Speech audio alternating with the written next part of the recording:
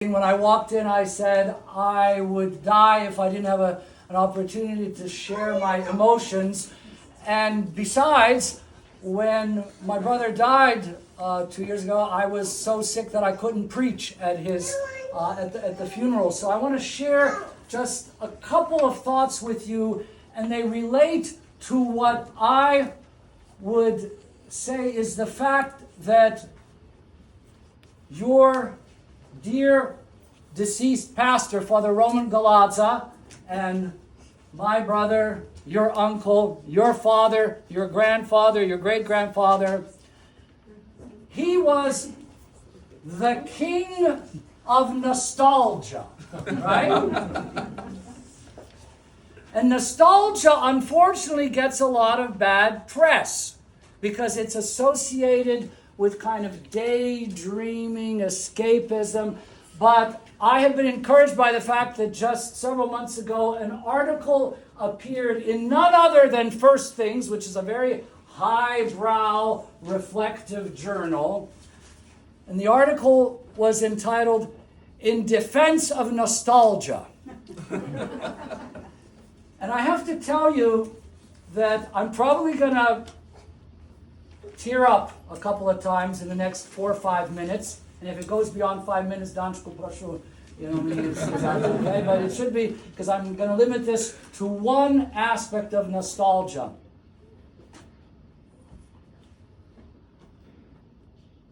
Father Roman had inherited from our dad, from our father, who, by the way, I walked in and I said, wow, how appropriate. This is a hramota, a certificate of merit given to my our tato, Mikhailo Galadza, and his whole family, a blessing from Andrei Sheptitsky.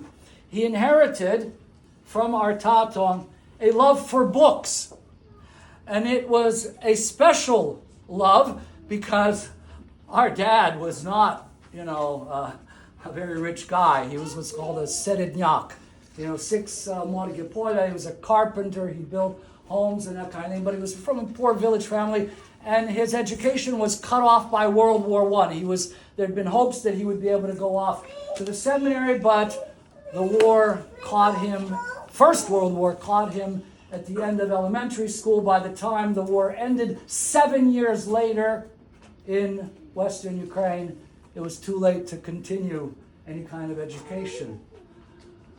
But the story that I want to share with you that relates to nostalgia and the kind of tears that well up when it's a positive nostalgia, not a daydreaming nostalgia, is about the fact that my tato every once in a while would talk about the fact that when he was about to leave their home, the home that, by the way, he had built in Bilokrenetsa village in Western Ukraine in the early 30s, and which, by the way, Otec Roman was born in, and the house is still there. Larissa saw it a couple of years ago, visited it. When he was about to leave the home, and he thought he was leaving for a couple of weeks,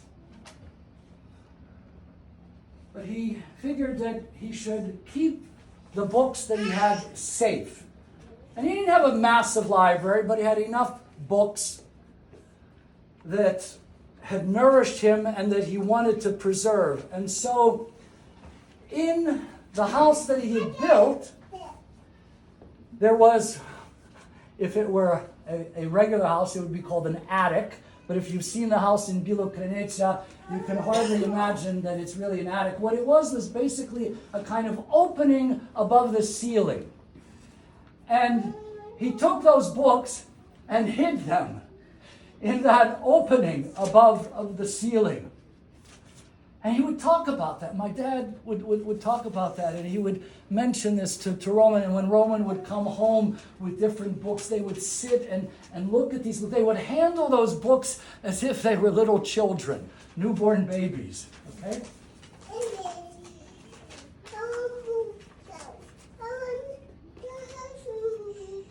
And that nostalgia for our tato's books, which he never saw again, was so powerful that the first thing I did And I mentioned this to Archpriest Roman, and I think he did this later also when he had a chance to go to the village. The first thing that I did when I was finally able in 1990, once the Soviet Union was still there, but it was collapsing, and you could finally go to the village. The first thing that I did when I came into the house, where, by the way, the old Jack in that village was living at the time, okay? First thing that I did was went to what obviously must have been that opening, because I was able to push a little door and look and feel, and then I got on the ladder and looked to see whether those books might be there. And of course they weren't, okay? How many years? 45 years after World War II. Who knows what happened to them? But today, Elias, Father Roman's son, and his children, with Larissa on, I don't know whether it's a board of directors or whatever, of the Scriptorium, and some of the parishioners, and Father Thomas, you have seen to it that that very, very rudimentary, rustic library that was the place where my dad hid his books has taken on a form that is simply heavenly. And so I want to commend Elias. I want to commend Larissa. I want to commend all of you. Father Thomas. Who else, Larissa? Show the whoever else is there. You'll be introducing them, I'm sure, later. But I want to commend you, because what you're doing goes way beyond honoring Father Roman Galadza. This is what's going to renew our people. Andrei Sheptytsky said we can give people all sorts of things, but if we don't give them God, and in a way that will actually inspire the intelligentsia, the leaders of the nation, to move forward and to give the people that which they need the most, which is an experience of the living God. If we don't do that, we haven't given them anything. And so, Elias, I'll tell you, man, this is gorgeous. Tato would be proud. He'd be crying. Stuff. I know, but you know how many... Let me just finish then. You know how many people we have at the Sheptytsky Institute who come to us every year, several times a year, and say, Father, we've got all these boxes of books. We don't know what to do with them. Can you do something with them? And we've got a basement full of stuff that, well, fortunately, we're going to be able to eventually send it to Ukraine. But this is what those books deserve, because we already have those books at the Institute. And not only that, but many of them are just in such horrible shape that it would cost thousands of dollars to repair these books, which are, not all that valuable in some cases. Anyway, yes, these are your Tato's books. But you always need the Chartophilax, the guardian of the charter, of the documents.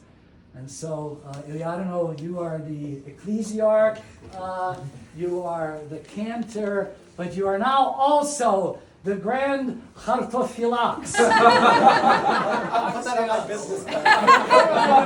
On your business card. And so we thank you, and I'm sure that Vladiko will want to intone a Nohaidita, but thank you, Gratuluju, and amazing, may we shed many tears of joy visiting this place.